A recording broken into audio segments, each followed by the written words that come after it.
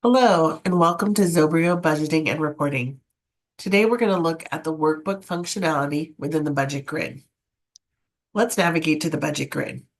We're going to come over to the left-hand side menu bar to the word budgets and click the triangle to the right. From here, we're going to choose Stage 1 Initial Budget Request. Once our budget grid renders, in the center, it'll let us know where we want to navigate to enter in our budget data. We want to come over to the navigation tree underneath the word navigate to the organization folder and drill down to the specific area that you'd like to add in a budgeted amount.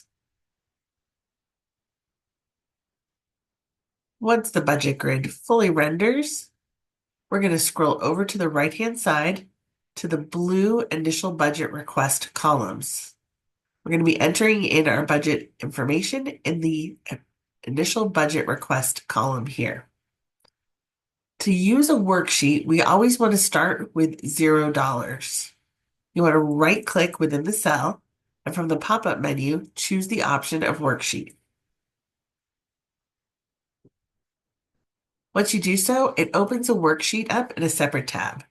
As you can see down here at the bottom, I've got my Worksheet General, and to the left of that, Stage 1 Initial Budget Request.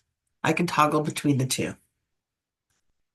To use the worksheet to itemize information for my budget, right here in the center, it lets me know that if I right-click, I'll get a menu where I can add a new row.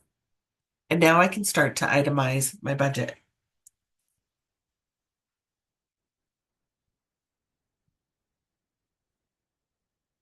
I place information in the description area, the quantity of the item, the unit price of the item, and then the final column totals it up for me.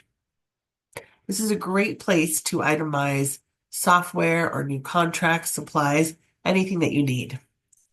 If you'd like to add another row, all you need to do is right-click and add a new row. Put in your description, your quantity, and the amount. You can add as many rows as you need.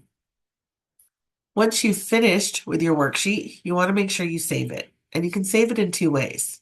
You can come up to the top right-hand corner and hit the save icon, or you can right-click and hit the save from the pop-up menu. There's also an option to save and close. If you choose just to save, what that will do is it'll leave the worksheet open for you. The green boxes let you know you saved everything correctly. So my worksheet is still available. I can come down here to the bottom and I can toggle between my worksheet and my initial budget request. As we can see here, here's my itemized information from my worksheet. I'm going to come back to the worksheet and I'm going to go ahead and save and close it. So to do so, I right-click and save and close. Once my worksheet is completed, it's now ready for review. At any point in time that you want to see the worksheet, all you need to do is come back to the cell. You'll see this small briefcase icon letting you know that there's a worksheet here. Right-click within the cell, go to Worksheet, and your worksheet will pop up for you. You can add additional items. Remember, to add a new row, you just need to right-click, add a row, and then add additional information.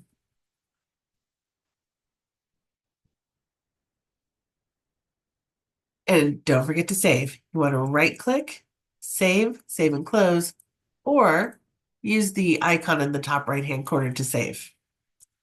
Of course, that top right-hand corner just saves the worksheet. It doesn't close it. So to close it, you want to either choose the X at the bottom or do what I do, which is right-click, save and close. Once we're back in our grid, we can now navigate to any other area, add additional worksheets, add additional budget information.